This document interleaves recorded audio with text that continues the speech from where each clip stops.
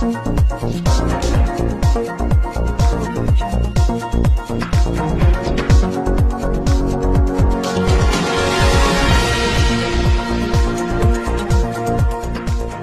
Arabia, कितने दुख की बात कि वो मुल्क जहां पर खाना खुदा है, जहां पर रोज़ा रसूल है, जहां पर पाकिस्तान नहीं, अरबों मुसलमान दुनिया से वहां जाते हैं और खाना खुदा में झुकते हैं और रोज़ा रसूल पे हाज़िरी देते हैं।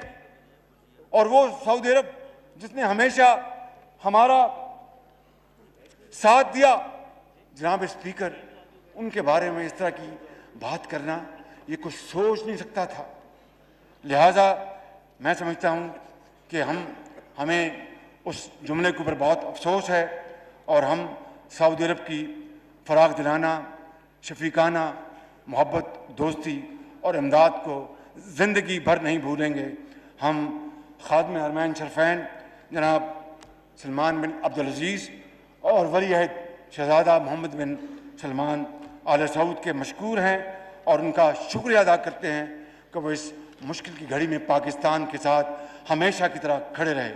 इसी तरह तुर्की के साथ पाकिस्तान के अजीम रिश्ते हैं, लाजवाल रिश्तों में ये दोनों ममालिक जुड़े हैं और जनाब रजब तय्यब अर्दवान की सरबराही में तुर्की ने जो तरक्की की है वो बेमिसाल है।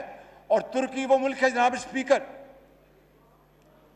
जिसने ना आओ देखना ताओ, जब कश्मीर की आज़ादी की बात आई तुर्की सबसे पहले आगे था और पाकिस्तान के साथ हमेशा खड़ा रहा।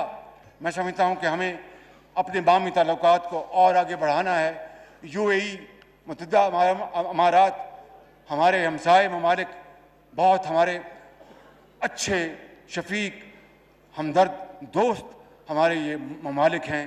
मैं समझता हूँ कि इन्होंने हमेशा पाकिस्तान का साथ दिया, हम इनके भी बहुत मशकूर हैं। इसी तरह कतर हो, कुवैत हो, ओमान हो, तमाम खलीजी ममालिक, तमाम मशरिक़ वस्ता के ममालिक, हमारे उनसे हमेशा अच्छे ताल्लुकात रहे और उनको हम आगे बढ़ाएंगे।